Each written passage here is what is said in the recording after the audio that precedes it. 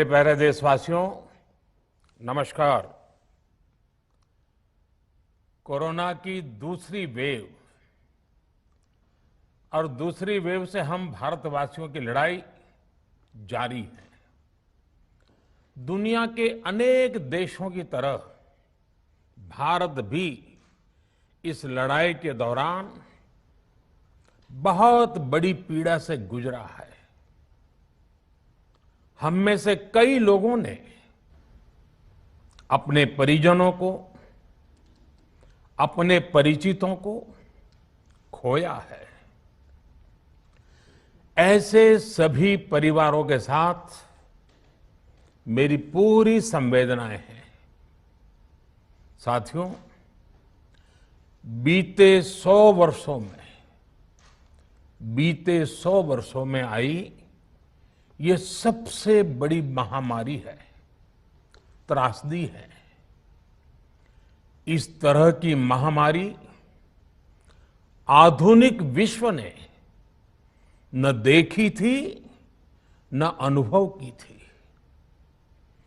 इतनी बड़ी वैश्विक महामारी से हमारा देश कई मोर्चों पर एक साथ लड़ा है। कोविड अस्पताल बनाने से लेकर आईसीयू बेड्स की संख्या बढ़ानी हो, भारत में वेंटिलेटर बनाने से लेकर टेस्टिंग लैब्स का एक बहुत बड़ा नेटवर्क तैयार करना हो,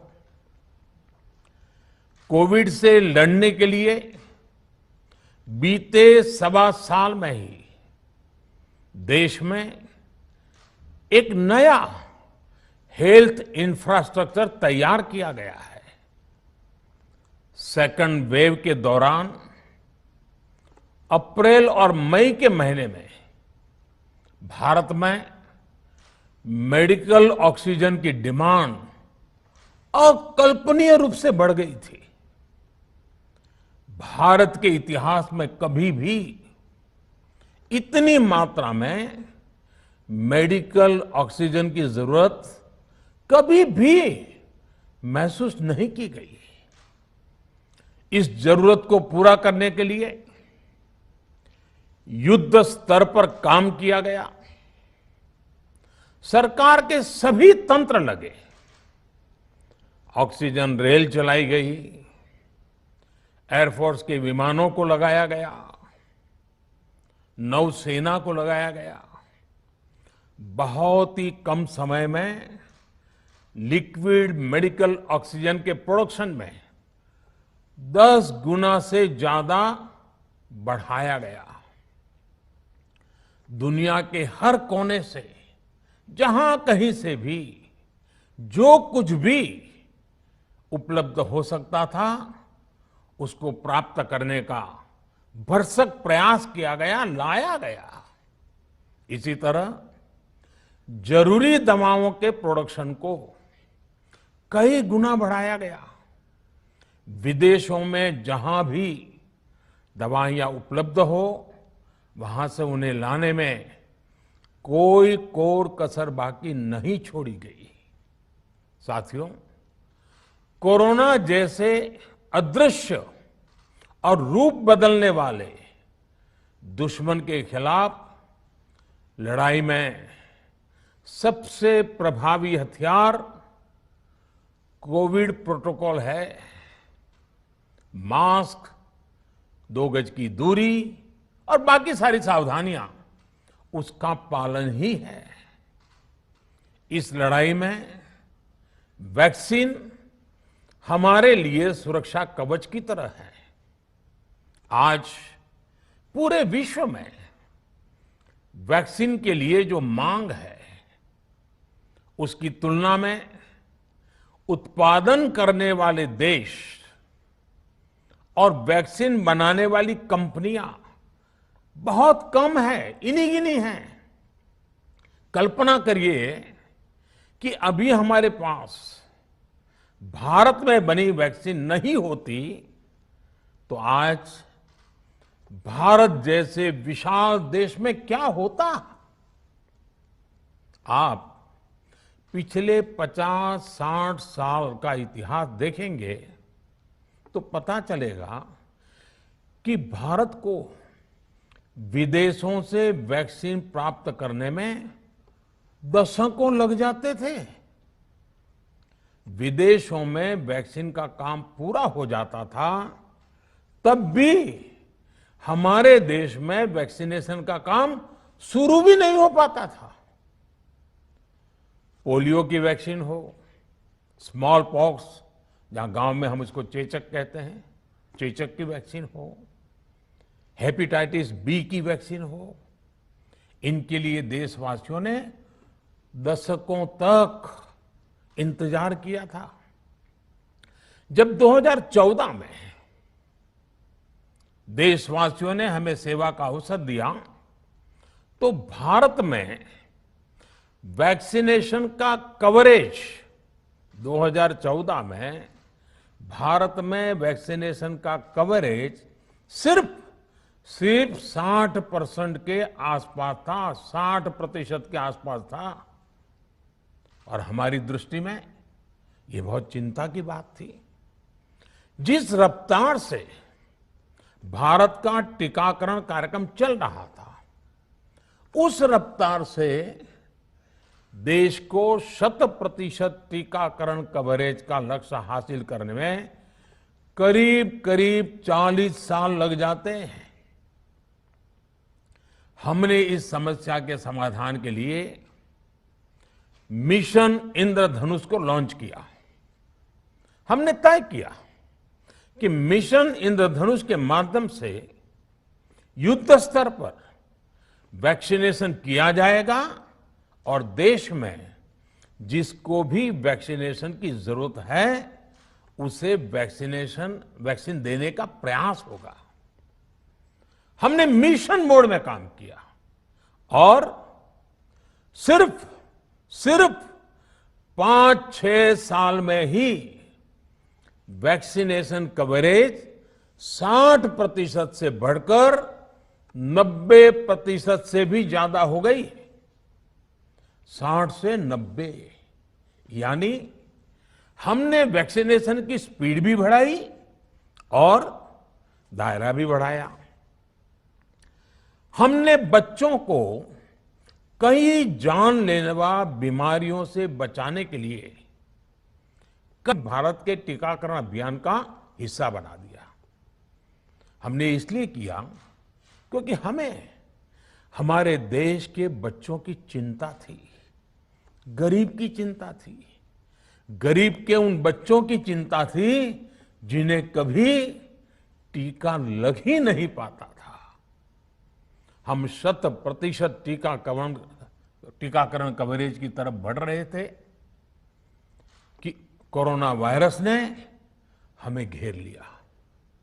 देश ही नहीं, दुनिया के सामने फिर पुरानी आशंकाएं घिरने लगी कि अब भारत कैसे इतनी बड़ी आबादी को बचा पाएगा। लेकिन साथियों, जब नीयत साफ होती है, नीति स्पष्ट होती है, निरंतर परिश्रम होता है, तो नतीजे भी मिलते हैं। हर आशंका को दरकिनार करके भारत ने 1 साल के भीतर ही एक नहीं बल्कि 2 made in India vaccine launch कर दी। हमारे देश ने, देश के वैज्ञानिकों ने ये दिखा दिया कि भारत बड़े बड़े देशों से पीछे नहीं है। आज जब मैं आपसे बात कर रहा हूं तो देश में 23 करोड़ से ज्यादा वैक्सीन की डोज दी जा चुकी है। 23 करोड़। साथियों, हमारे यहां कहा जाता है विश्वासेन सिद्धिः, विश्वासेन सिद्धिः, अर्थात हमारे प्रयासों में हमें सफलता तब मिलती है जब हमें स्वयं पर विश्वास होता है। हमें पूरा विश्वास था कि हमारे वैज्ञानिक बहुत ही कम समय में वैक्सीन बनाने में सफलता हासिल कर लेंगे। इसी विश्वास के चलते जब हमारे वैज्ञानिक अपना रिसर्च वर्क कर ही रहे थे, तभी हमने लॉजिस्टिक्स और दूसरी तैयारियां शुरू कर दी थी। आप सब भली भांति जानते हैं कि पिछले साल यानी एक साल पहले, पिछले साल अप्रैल में जब कोरोना के कुछ ही हजार केस थे, उसी समय वैक्सीन टास्क फोर्स का गठन कर दिया गया था। भारत के लिए वैक्सीन बनाने वाली कंपनियों को सरकार ने हर तरह से सपोर्ट किया। वैक्सीन निर्माताओं को क्लिनिकल ट्रायल में मदद की गई, रिसर्च और डेवलपमेंट के लिए जरूरी फंड दिया गया। हर स्तर पर सरकार उनके साथ कंधे से कंधा मिलाकर चली। आत्मनिर्भर भारत पैकेज के तहत मिशन कोविड सुरक्षा के माध्यम से भी उन्हें हजारों करोड़ रुपए उपलब्ध कराए गए। पिछले काफी समय से देश लगातार जो प्रयास और परिश्रम कर रहा है, उससे आने वाले दिनों में वैक्सीन की सप्लाई और भी ज्यादा बढ़ने वाली है। आज देश में 7 कंपनियां विभिन्न प्रकार की वैक्सीन का प्रोडक्शन कर रही है। 3 और वैक्सीन का ट्रायल भी एडवांस स्टेज पे चल रहा है। वैक्सीन की उपलब्धता बढ़ाने के लिए दूसरे देशों की कंपनियों से भी वैक्सीन खरीदने की प्रक्रिया को तेज किया गया है। इधर हाल के दिनों में कुछ एक्सपर्ट्स द्वारा हमारे बच्चों को लेकर भी चिंता जताई गई है। इस दिशा में भी 2 वैक्सीन का ट्रायल तेजी से चल रहा है।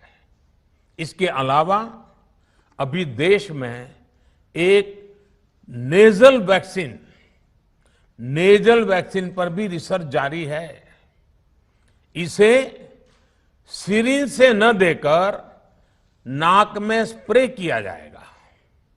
देश को अगर निकट भविष्य में इस वैक्सीन पर सफलता मिलती है, तो इससे भारत के वैक्सीन अभियान में और ज्यादा तेजी आएगी। साथियों, इतने कम समय में वैक्सीन बनाना अपने आप में पूरी मानवता के लिए बहुत बड़ी उपलब्धि है, लेकिन इसकी अपनी सीमाएं भी हैं। वैक्सीन बनने के बाद भी दुनिया के बहुत कम देशों में वैक्सीनेशन प्रारंभ हुआ और ज्यादातर समृद्ध देशों में ही शुरू हुआ। WHO ने वैक्सीनेशन को लेकर गाइडलाइंस दी। वैज्ञानिकों ने वैक्सीनेशन की रूपरेखा रखी और भारत ने भी जो अन्य देशों की बेस्ट प्रैक्टिसेस थी, विश्व स्वास्थ्य संगठन WHO के मानक थे, उसी आधार पर चरणबद्ध तरीके से वैक्सीनेशन करना तय किया। केंद्र सरकार ने मुख्यमंत्रियों के साथ हुई अनेकों बैठकों से जो सुझाव मिले, संसद के विभिन्न दलों के साथियों द्वारा जो सुझाव मिले, उसका भी पूरा ध्यान रखा। इसके बाद ही ये तय हुआ कि जिन्हें कोरोना से ज्यादा खतरा है, उन्हें प्राथमिकता दी जाएगी। इसलिए ही हेल्थ वर्कर्स, फ्रंटलाइन वर्कर्स, 60 वर्ष की आयु से ज्यादा के नागरिक, बीमारियों से ग्रसित 45 वर्ष से ज्यादा आयु के नागरिक, इन सभी को वैक्सीन पहले लगनी शुरू हुई है। आप कल्पना कर सकते हैं कि अगर कोरोना की दूसरी वेव से पहले हमारे फ्रंटलाइन वर्कर्स को वैक्सीन नहीं लगी होती तो क्या होता? सोचिए, हमारे डॉक्टर्स, नर्सिंग स्टाफ को वैक्सीन ना लगी तो क्या होता? अस्पतालों में सफाई करने वाले हमारे भाई बहनों को, एम्बुलेंस के हमारे ड्राइवर्स भाई बहनों को वैक्सीन ना लगी होती तो क्या होता? ज्यादा से ज्यादा हेल्थ वर्कर्स को वैक्सीनेशन होने की वजह से ही वो निश्चिंत होकर दूसरों की सेवा में लग पाए, लाखों देशवासियों का जीवन बचा पाए। लेकिन देश में कम होते कोरोना के मामलों के बीच केंद्र सरकार के सामने अलग अलग सुझाव भी आने लगे, भिन्न भिन्न मांगे होने लगी, पूछा जाने लगा, सब कुछ भारत सरकार ही क्यों तय कर रही है? राज्य सरकारों को छूट क्यों नहीं दी जा रही है? राज्य सरकारों को लॉकडाउन की छूट क्यों नहीं मिल रही है? One size does not fit all जैसी बातें भी कही गई। दलील ये दी गई कि संविधान में चूंकि हेल्थ, आरोग्य प्रमुख रूप से राज्य का विषय है, इसलिए अच्छा है कि सब राज्य ही करें। इसलिए इस दिशा में एक शुरुआत की गई। भारत सरकार ने एक बृहद गाइडलाइन बनाकर राज्यों को दी ताकि राज्य अपनी आवश्यकता और सुविधा के अनुसार काम कर सके। स्थानीय स्तर पर कोरोना कर्फ्यू लगाना हो, माइक्रो कंटेनमेंट जोन बनाना हो, इलाज से जुड़ी व्यवस्थाएं हो, भारत सरकार ने राज्यों की इन मांगों को स्वीकार किया। साथियों, इस साल 16 जनवरी से शुरू होकर अप्रैल महीने के अंत तक भारत का वैक्सीनेशन कार्यक्रम मुख्यतः केंद्र सरकार की देखरेख में ही चला। सभी को मुफ्त वैक्सीन लगाने के मार्ग पर देश आगे बढ़ रहा था। देश के नागरिक भी अनुशासन का पालन करते हुए अपनी बारी आने पर वैक्सीन लगवा रहे थे। इस बीच कई राज्य सरकारों ने फिर कहा कि वैक्सीन का काम डिसेंट्रलाइज किया जाए और राज्यों पर छोड़ दिया जाए। तरह तरह के स्वर उठे, जैसे कि वैक्सीनेशन के लिए एज ग्रुप क्यों बनाए गए। दूसरी तरफ किसी ने कहा कि उम्र की सीमा आखिर केंद्र सरकार ही क्यों तय करे। कुछ आवाजें तो ऐसी भी उठी कि बुजुर्गों का वैक्सीनेशन पहले क्यों हो रहा है। भांति भांति के दबाव भी बनाए गए। देश के मीडिया के एक वर्ग ने इसे कैंपेन के रूप में भी चलाया। साथियों, काफी चिंतन मनन के बाद इस बात पर सहमति बनी कि राज्य सरकारें अपनी तरफ से भी प्रयास करना चाहती हैं, तो भारत सरकार को क्यों इतराज हो और भारत सरकार इतराज क्यों करे। राज्यों की इस मांग को देखते हुए, उनके आग्रह को ध्यान में रखते हुए 16 जनवरी से जो व्यवस्था चली आ रही थी, उसमें प्रयोग के तौर पर एक बदलाव किया गया। हमने सोचा कि राज्य ये मांग कर रहे हैं, उनका उत्साह है, तो चलो भाई 25% का काम उन्हीं को सुपुर्द कर दिया जाए, उन्हीं को दे दिया जाए। स्वाभाविक है 1 मई से राज्यों को 25% काम उनके हवाले कर दिया गया। उसे पूरा करने के लिए उन्होंने अपने अपने तरीके से प्रयास भी किए। इतने बड़े काम में किस तरह की कठिनाइयां आती हैं, ये भी उनके ध्यान में आने लगा। उनको पता चला पूरी दुनिया में वैक्सीन की क्या स्थिति है, इसकी सच्चाई से भी राज्य परिचित हुए। और हमने देखा एक तरफ मई में सेकेंड वेव, दूसरी तरफ वैक्सीन के लिए लोगों का बढ़ता रुझान, और तीसरी तरफ राज्य सरकारों की कठिनाइयां। मई में 2 सप्ताह बीतते बीतते कुछ राज्य खुले मन से ये कहने लगे कि पहले वाली व्यवस्था ही अच्छी थी। धीरे धीरे इसमें कई राज्य सरकारें जुड़ती चली गई। वैक्सीन का काम राज्यों पर छोड़ा जाए, जो इसकी वकालत कर रहे थे उनके विचार भी बदलने लगे। एक अच्छी बात रही कि समय रहते राज्य पुनर्विचार की मांग के साथ फिर आगे आए। राज्यों की इस मांग पर हमने भी सोचा कि देशवासियों को तकलीफ ना हो, सुचारू रूप से उनका वैक्सीनेशन हो।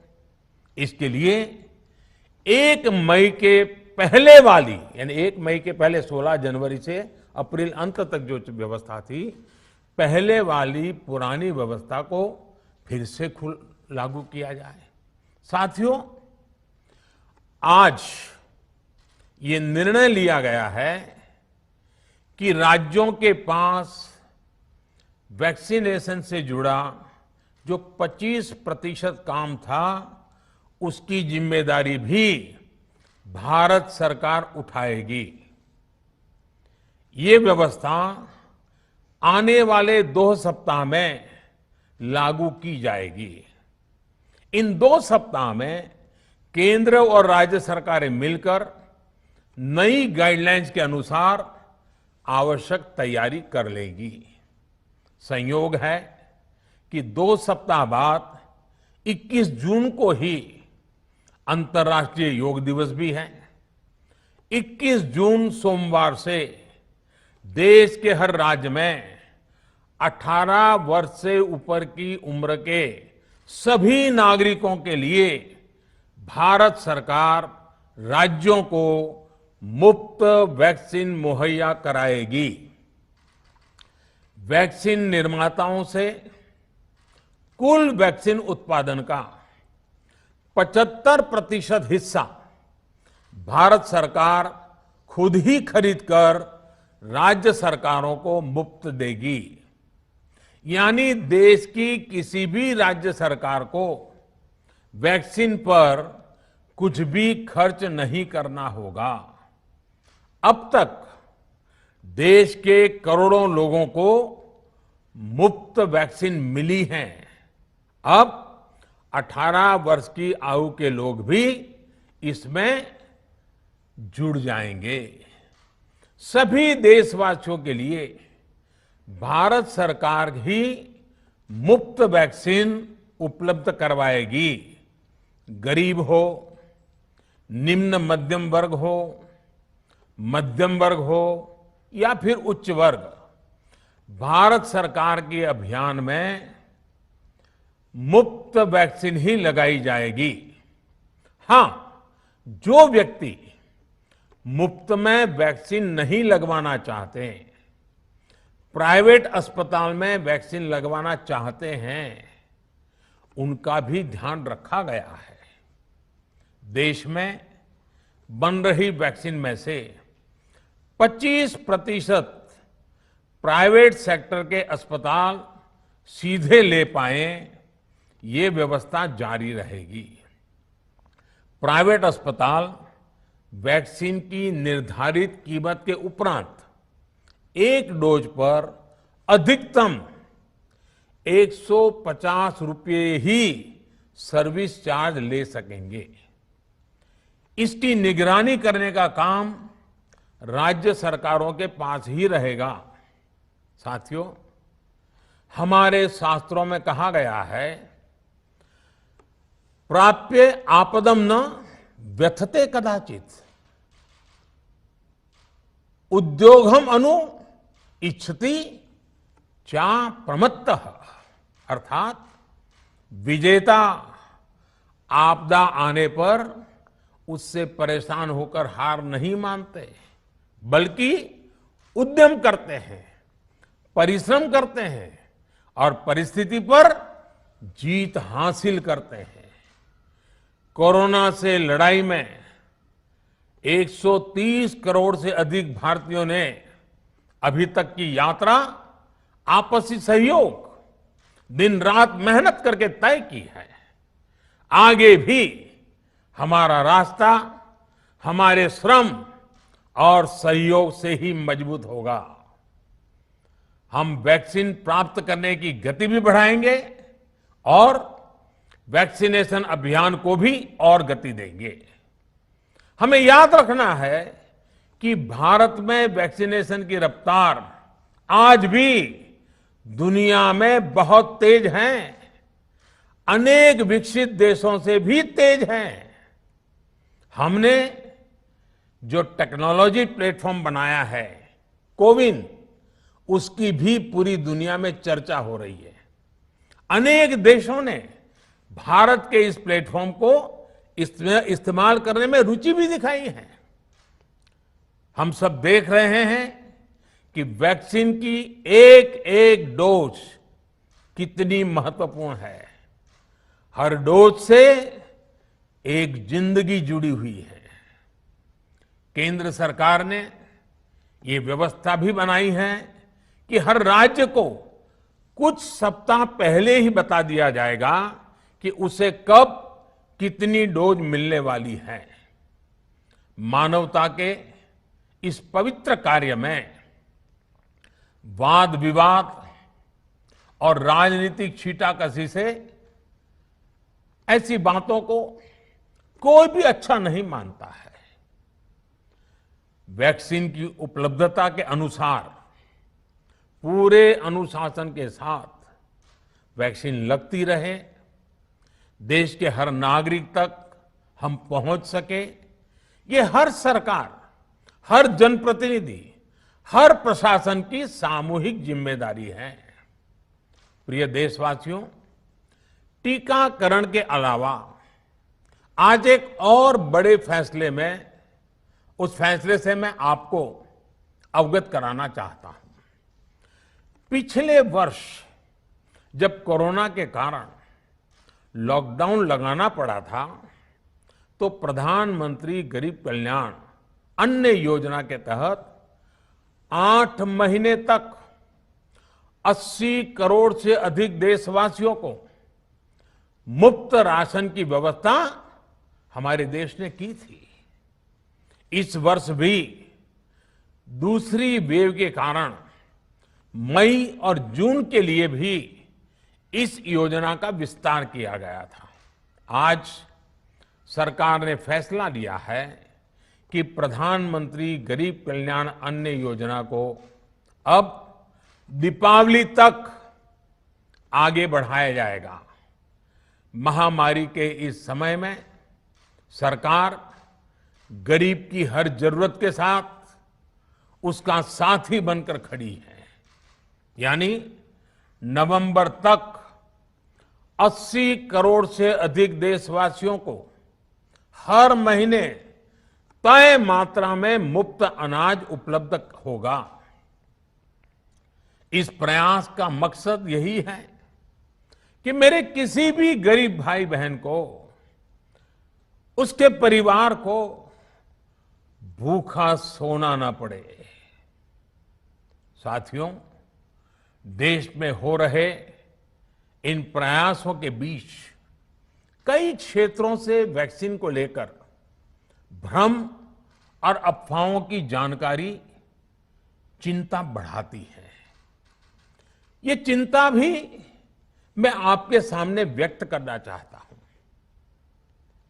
जब से भारत में वैक्सीन पर काम शुरू हुआ, तभी से कुछ लोगों द्वारा ऐसी बातें कही गई जिससे आम लोगों के मन में शंका पैदा हो। कोशिश ये भी हुई कि भारत के वैक्सीन निर्माताओं का हौसला पस्त पड़ जाए और उनके सामने अनेक प्रकार की बाधाएं आए। जब भारत की वैक्सीन आई तो अनेक माध्यमों से शंका आशंका को और बढ़ाया गया। वैक्सीन न लगवाने के लिए भांति भांति के तर्क प्रचारित किए गए। इन्हें भी देश देख रहा है। जो लोग वैक्सीन को लेकर आशंका पैदा कर रहे हैं, अफवाहें फैला रहे हैं, वो भोले भाले भाई बहनों के जीवन के साथ बहुत बड़ा खिलवाड़ कर रहे हैं। ऐसी अफवाहों से सतर्क रहने की जरूरत है। मैं भी आप सबसे, समाज के प्रबुद्ध लोगों से, युवाओं से अनुरोध करता हूं कि आप भी वैक्सीन को लेकर जागरूकता बढ़ाने में सहयोग करें। अभी कई जगहों पर कोरोना कर्फ्यू में ढील दी जा रही है, लेकिन इसका मतलब ये नहीं कि हमारे बीच से कोरोना चला गया है।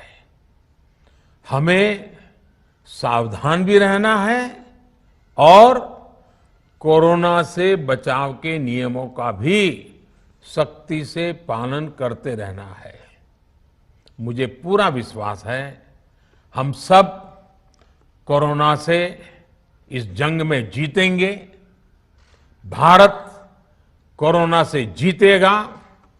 इन्हीं शुभकामनाओं के साथ आप सभी देशवासियों का बहुत बहुत धन्यवाद।